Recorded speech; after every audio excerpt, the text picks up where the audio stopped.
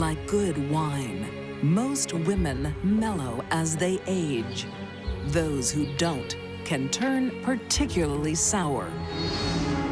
Serving up death is a housewife's favorite dish. Family doctor is mystified about the cause of death. Granny's sweet demeanor masks a trail of death. Ms. Newmar had been married 5 times. All 5 husbands were deceased. Who's that? And a possessive divorcee won't share her ex-husband. Jealousy and greed are 2 of the most common motivators of murder.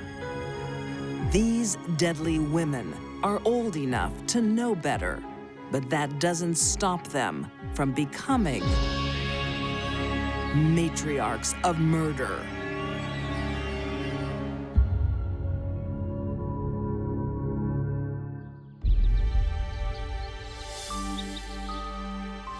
December 1920, Newark, New Jersey. What do you think you're doing? Just making it a little more tasty. 21-year-old Frances Creighton is a matriarch in the making. How dare you? You can't talk to Mom like that. But this isn't her home. It belongs to her in-laws. Fanny, please serve the stew, and I hope it's not spoiled. Fine. They've welcomed their son John and his new bride, and even found room for her brother. That made the house a little crowded. It was a little cramped quarters for all of them living in one house. And when both women try to run the household, tempers boil over. Her mother-in-law didn't get along with Frances. Looks very nice. There's one cook too many. But Anna won't be the head chef for long.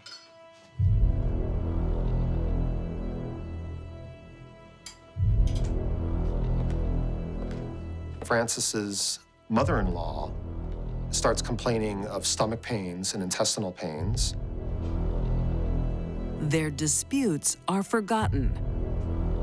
Frances rallies around.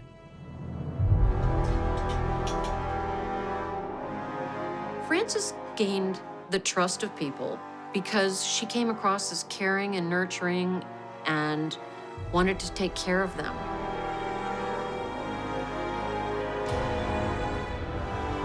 But within a week, Anna is dead. The family doctor writes the death certificate as death by ptomaine poisoning. She's gone, John. He admits later he has no idea what caused this death. One mysterious death follows another. Less than a year later, Frances's father-in-law dies. Again, the family doctor is mystified about the cause of death. Frances now has what she wants: control of the house. Next, she takes charge of her brother's affairs. Frances convinces her brother to take out a life insurance policy on himself, I'll get you something. naming her as the beneficiary. It's worth $1,000. Around that time also, he comes into an inheritance from their parents, which is $1,800. It's very shortly after this that he too ends up dead. This is one death too many. Authorities investigate Frances. Newark police were very suspicious about her possibly killing her brother for the insurance money. So they had exhumed his body, and they also exhumed the mother-in-law's body. What they find is arsenic. poison seemed to be spread through her kitchen, through what should be life-giving.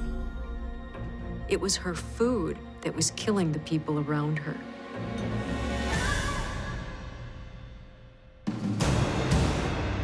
Police think it's an open and shut case. But Frances is pregnant, a sympathetic defendant, when she's tried for murdering her brother and mother-in-law. They resulted in 2 sensational trials in 1923. She's only 24. She's 9 months pregnant, so that creates a lot of natural sympathy in the media and even the prosecutors in the case. Convicting a mother-to-be is too much for the jury. She goes to trial twice. Both times she's found not guilty. We truly will never know how she managed to get acquitted of both of those crimes. Frances escapes a jail term, but her reputation is in tatters.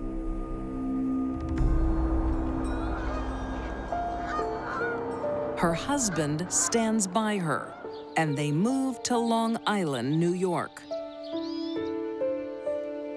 14 years later, with her murky past behind her, Frances is once again an ordinary housewife.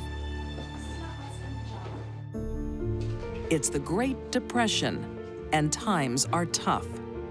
They take in a family named the Applegates. So, Everett, how was your trip?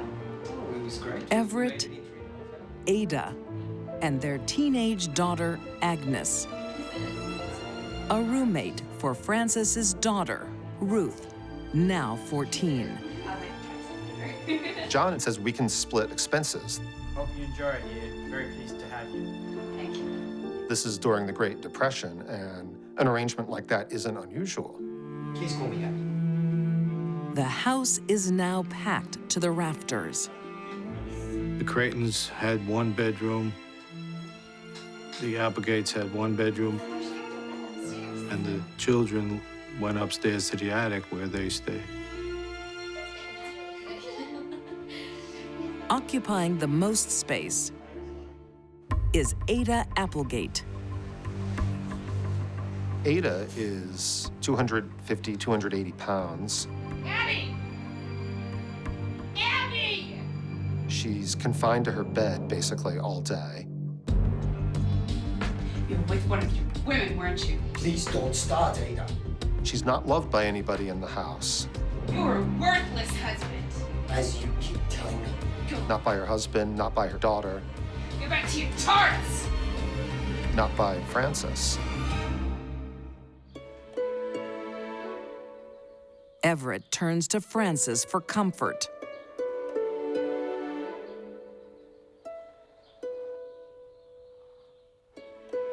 Everett and Frances started out as friends, living under the same roof.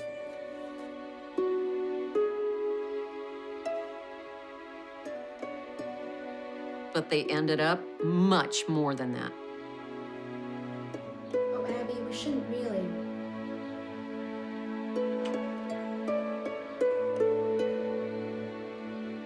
But Frances isn't the only Creighton on her lover's radar.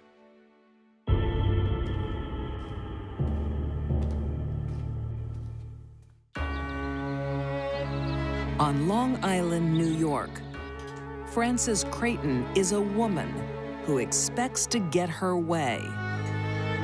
She beats 2 murder charges and now takes her lodger, Everett, as a lover.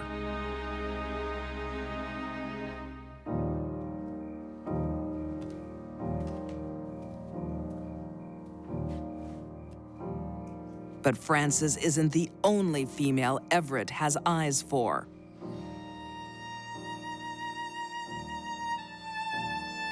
Her young daughter, Ruth, gets extra special attention.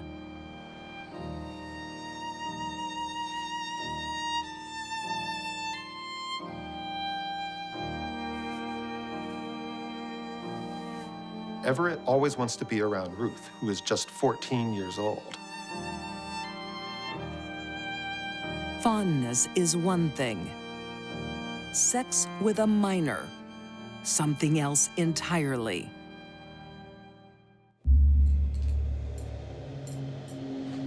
Everett's depravity sinks deeper. He carries on the affair in the same bed as his own daughter. The twisted union won't stay secret for long. She knows that her lover, Everett, is actually sleeping with her daughter. Everett's betrayal should make a mother crazy. But perversely, it doesn't. She's more upset that because they're sleeping together, Ruth might get pregnant.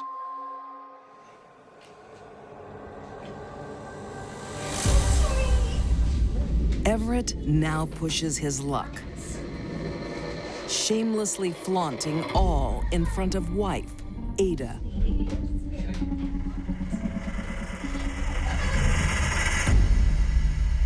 As an outlet, she does a lot of gossiping, a lot of talk around the neighborhood, and a lot of it is angry, mean talk about the goings-on in her own house.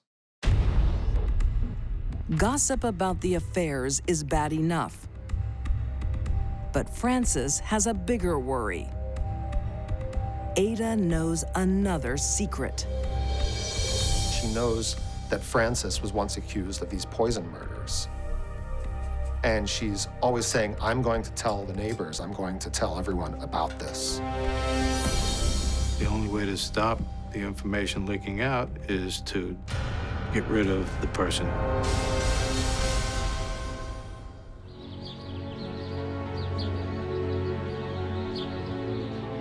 Friday the 13th, September 1935. Ada Applegate learns a bitter lesson.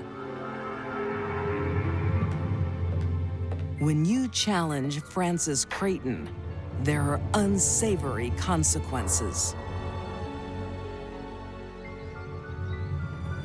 Frances calls for help from an old friend, arsenic. Frances administers the poison on a gradual level over the next few days and keeps increasing it until Ada is horribly sick. The arsenic is working all over her intestines, her heart, and it's affecting her mind. Come on, Ada. You have to eat something.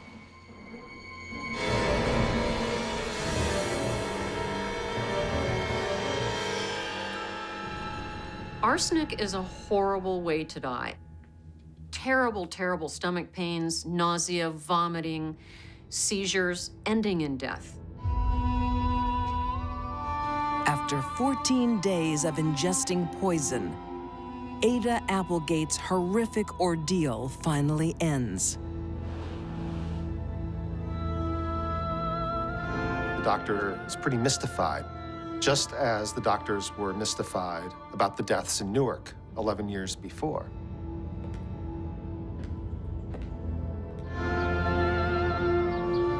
But an eagle-eyed citizen connects the dots.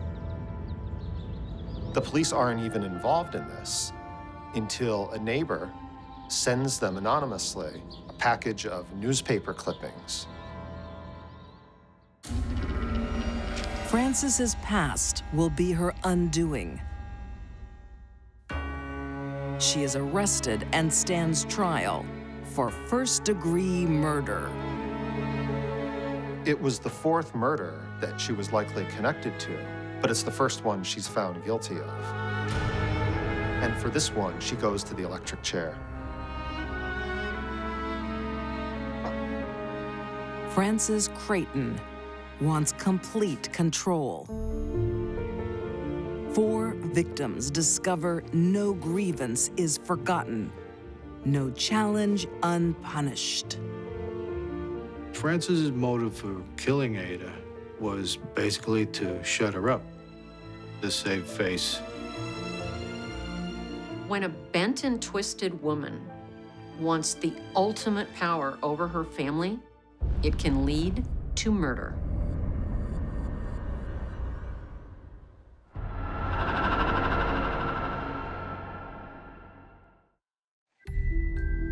Some matriarchs of murder don't know when to stop.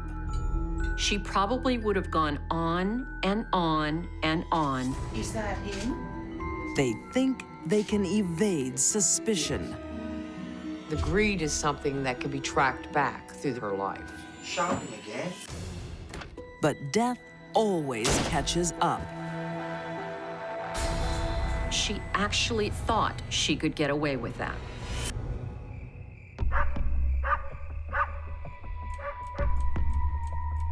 Norwood, North Carolina, 1986.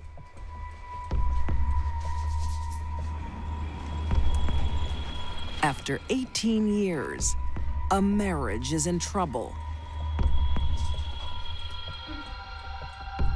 55-year-old Betty Gentry thinks her husband Harold is playing around. Been with your time, have you? Don't stop me. And she's right. Almost there.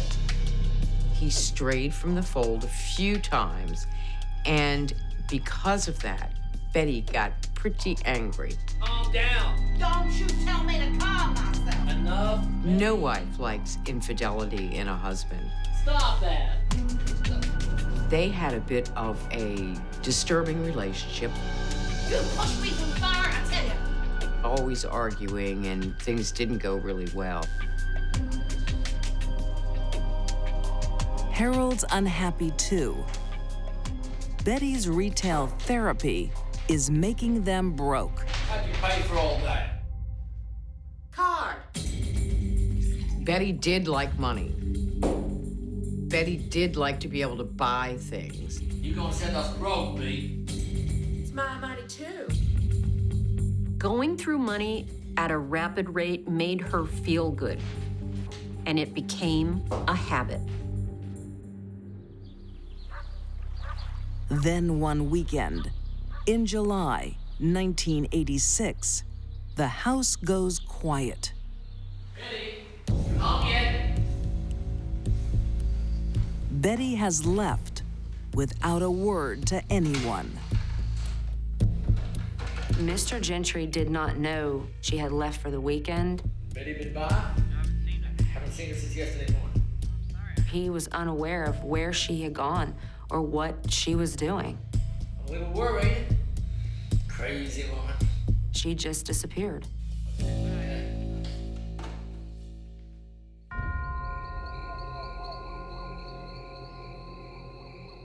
That Sunday, Harold returns home from dinner with friends. There's someone waiting for him.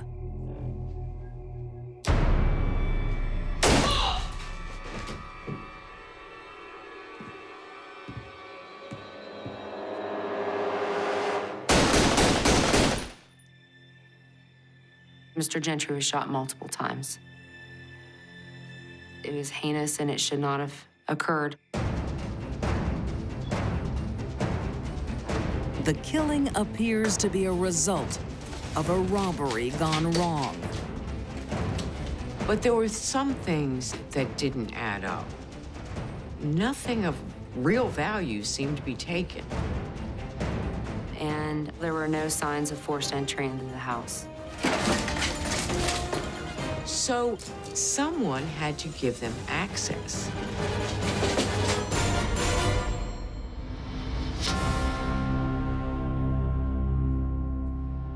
The murder of Harold Gentry puzzles the investigators.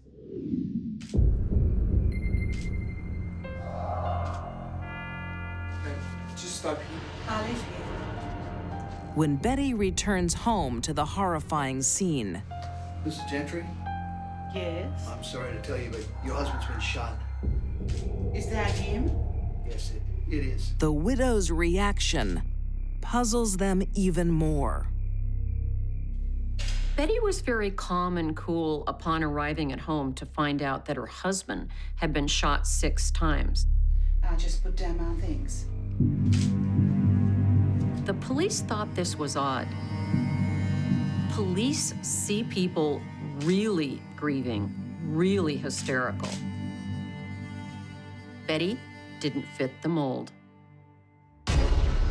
But no one suspects Betty of anything more than a cold heart. And she's got an airtight alibi. Ms. Newmar claimed to be in Marietta, Georgia at the time, having repairs done on a truck.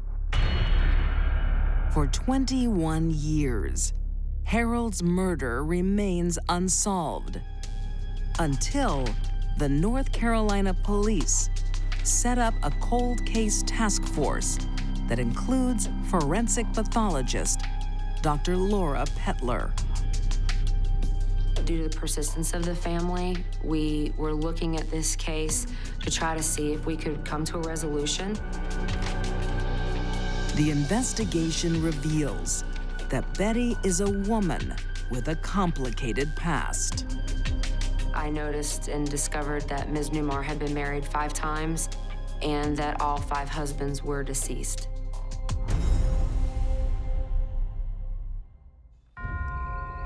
July 14th, 1986.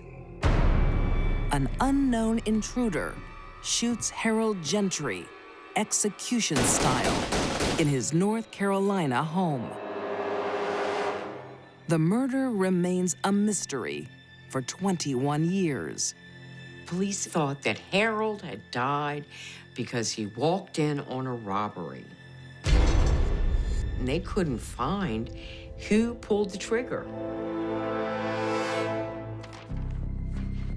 In 2007, the cold case is reopened. And this time, the investigators focus on Betty and her past. Starting in the 1960s, Betty is married to sailor Richard Sills. Great spot. It sure is. The couple seem happy in love. Betty put on a very good social image. So that people who did not know her well thought she was a very nice, sweet woman. Betty was kind and sweet and caring because she had to. How else was she going to get men to marry her? And that was her goal. But behind closed doors, Betty's true nature is revealed.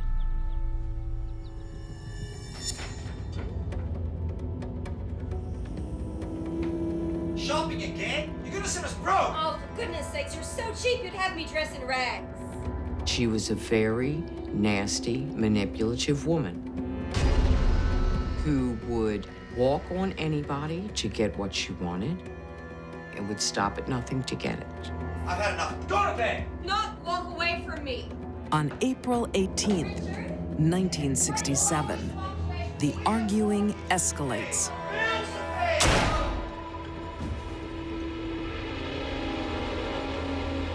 Betty claims Richard Sills actually shot himself after they had an argument. This is highly unusual. In the world of suicide, people almost always do it alone. What's your emergency? Hello, I need the police. He was shot twice. One bullet went into his heart, and the other nicked his liver. My husband just shot himself. Now that's not a suicide.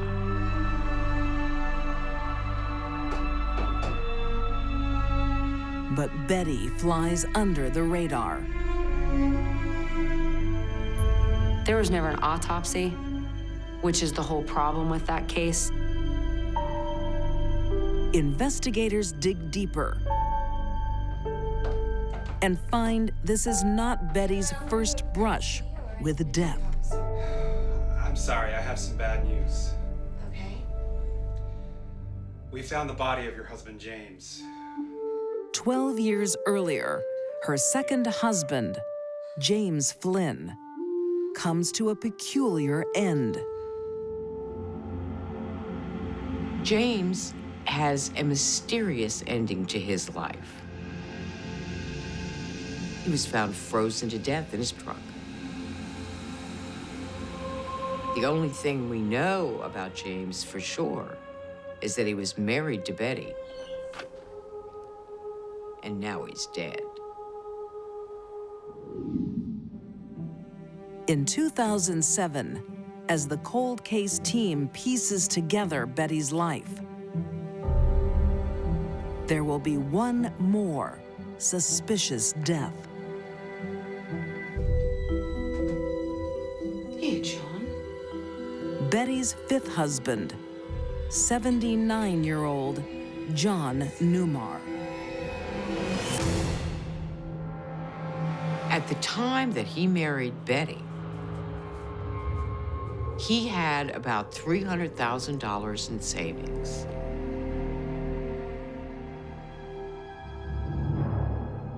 He is diagnosed with sepsis, a blood infection.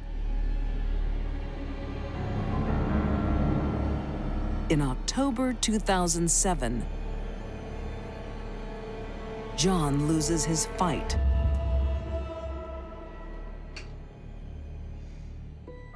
What Betty does next is shocking. Hello? This is Betty? Yes, hello, Betty. I thought you'd want to know your father's dead. But John, can I see him? No, you can't see him. He's already been cremated.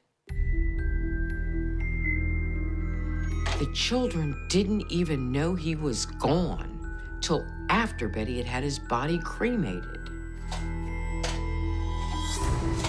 A lot of people suspect that Betty was so quick to cremate the body because she had done something to cause his death.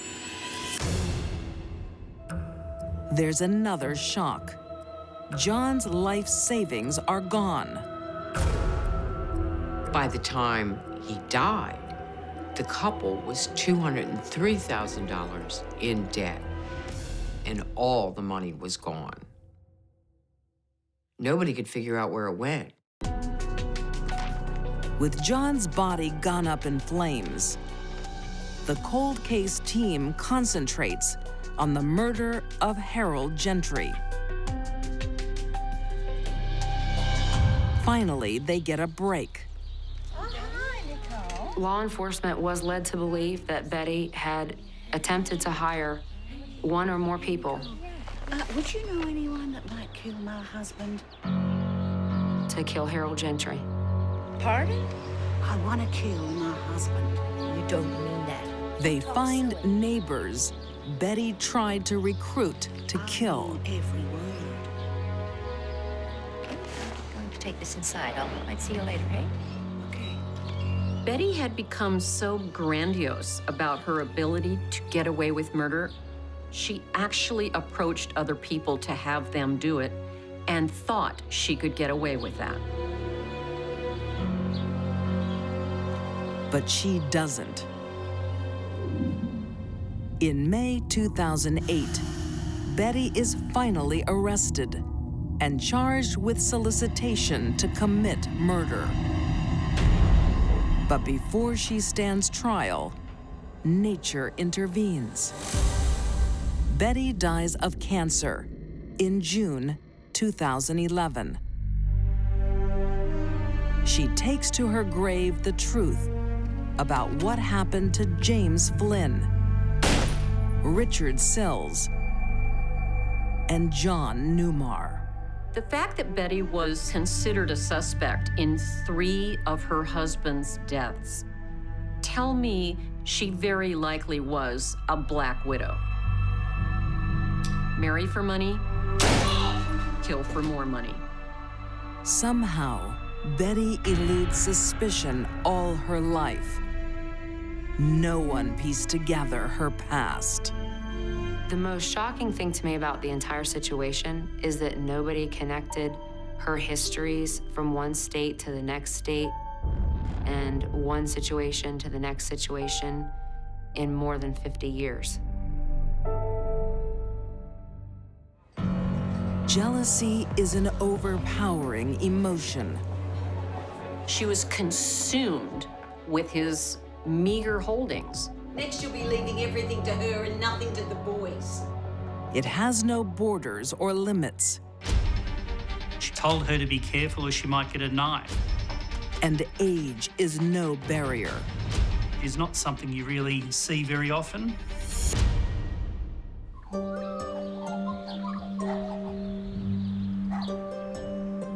The working-class suburbs of Melbourne, Australia, in the 1990s. To our happy family. To our happy family. Millicent and Stanley Cumberbatch have much to be thankful for. They've raised 2 healthy boys and have a caring relationship. But this isn't marital bliss. It's a happy divorce. Stanley and Millicent had been apart for a number of years, but it appeared as though that had sort of reconciled and had an apparently good relationship. Their married life had been a battleground. It is said bad attention is better than no attention. And when Millicent wasn't getting anything from Stanley, I asked you to put those in the dishwasher. she would start a fight. Hey, I said I'd do it. Look, they need to go away. I told you. Over the years, the verbal disputes escalate into violence. You don't earn enough money. She would goad Stanley, You are completely useless. and Stanley would react by hitting her. Couples fall into patterns of behavior, and for Stanley and Millicent, their dance was combat. It became the norm for how to relate to each other. In 1989, Millicent and Stanley separate, splitting their small assets. There was a settlement. I think she got about $90,000. With the money divided, Millicent and Stanley do what few divorced couples can. They rebuild a friendship. She told people that he would take her to the doctors and he'd organised a diet for her. They were able to get on well enough while living separate lives. Things are going so well, Millicent often sleeps over at Stanley's home. But strictly in the guest room. So, what time? She was quite comfortable turning up at his house and being in the same place as him. Why shall I bring? Could be a number of times a week. Yeah, that'd be great. Most people would be happy and relieved to be away from a spouse with whom they had fought for 38 years. Oh, that's great. All right. Not Millicent. She wanted more. Who's that? A friend.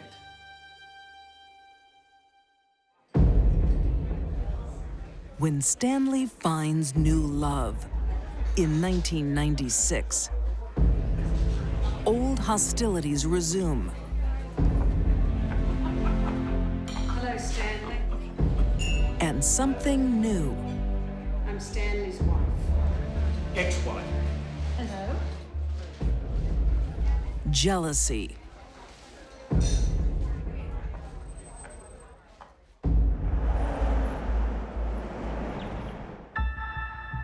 While Stanley's affair doesn't last much longer than a year, Millicent doesn't believe him.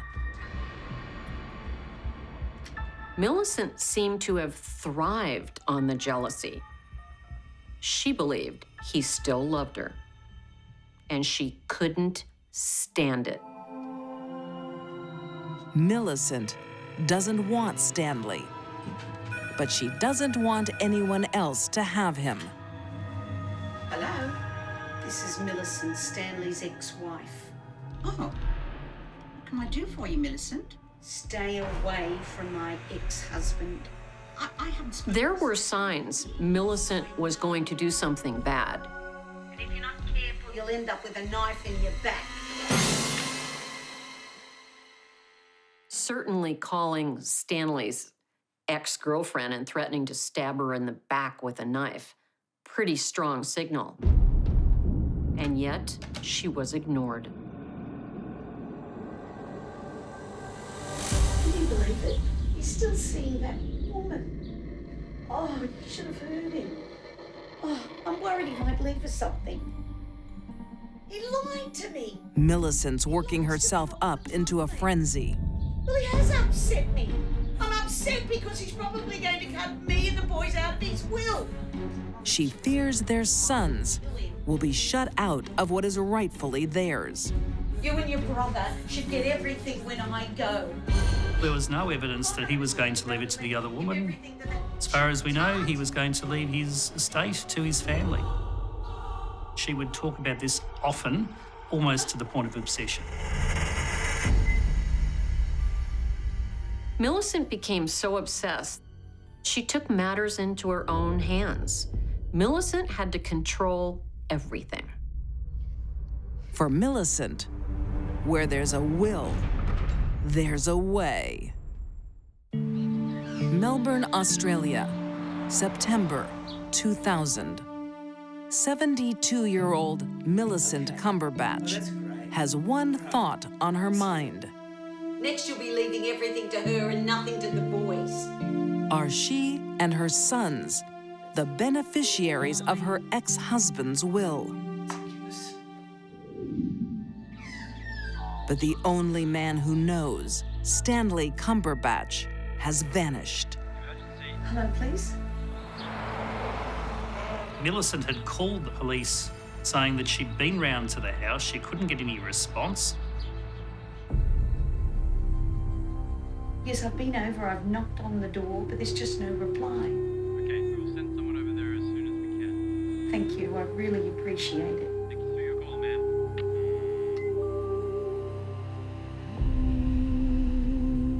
4 days after his last sighting, police find Stanley's body. It's a baffling murder.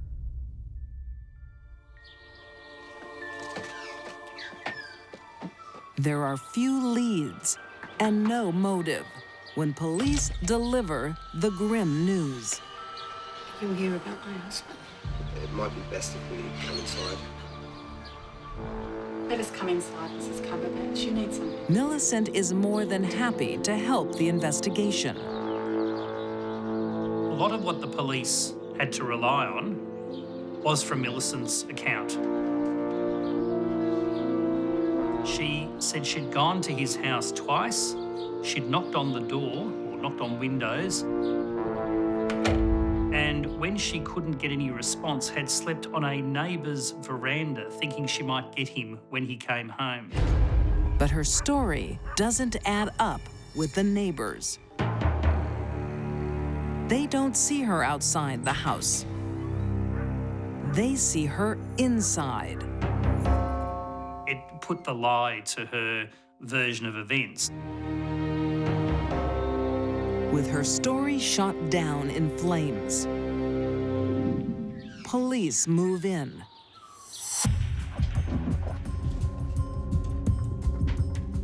Police then went to her house. They executed a search warrant. Don't go in there. What have you got there? Nothing. I'm just going to the I need to see that, thank you. But it's private.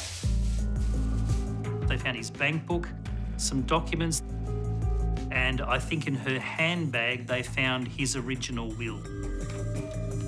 The stolen documents are her undoing. She was the first suspect and the prime suspect. Police piece together the true story.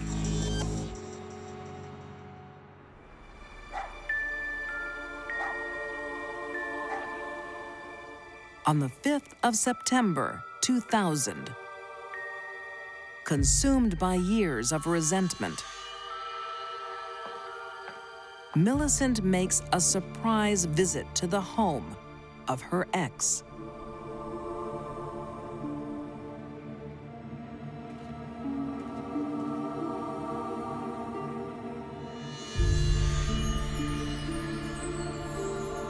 Stanley pays the ultimate price for her insecurity.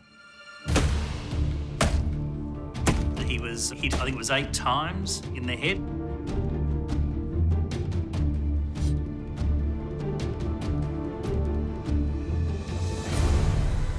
Was also stabbed after that in the back and I think in the throat.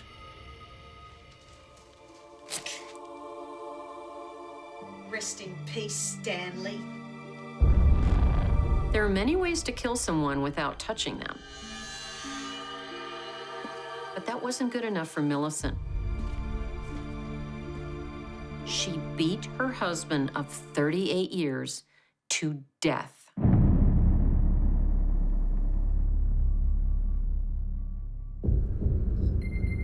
Millicent may not look like she has the means, but her motive is beyond doubt. The motive seemed to be greed. It almost seemed to go a little beyond the normal idea of, well, I just want the money. Jealousy and greed are two of the most common motivators of murder. And Millicent was a green-eyed monster. On May 9th, 2002, Millicent May Cumberbatch is found guilty of murder and sentenced to 15 years in prison. It was certainly a hefty sentence for her age. It meant that she'd be 84 before she would be released from prison. No one close to Millicent thought the senior citizen capable of such a horrific crime. We don't think of grandmothers as murderers. Millicent is proof that a woman is never too old to be a killer. These deadly women proved age is no barrier to brutality. Frances Creighton used poison to get her own way. Betty Newmar was every husband's nightmare. And Millicent Cumberbatch eliminated her ex for a meager inheritance. The lives of family and friends meant nothing to these matriarchs of murder.